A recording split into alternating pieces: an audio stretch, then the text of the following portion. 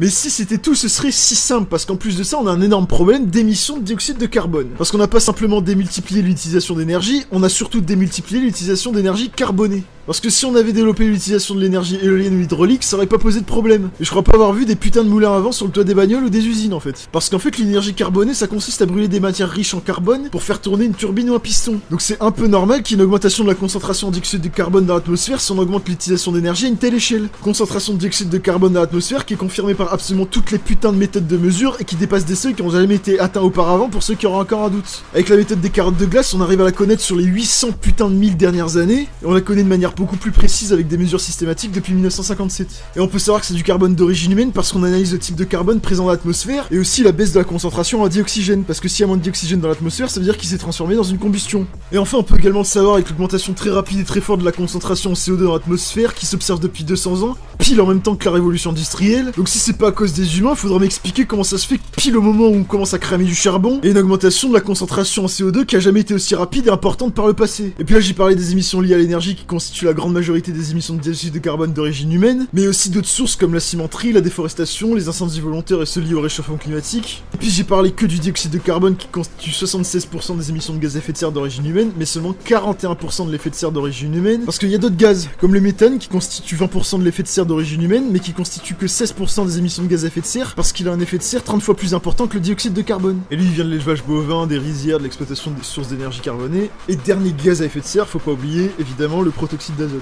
qui vient lui notamment de tous les engrais azotés comme le fumier.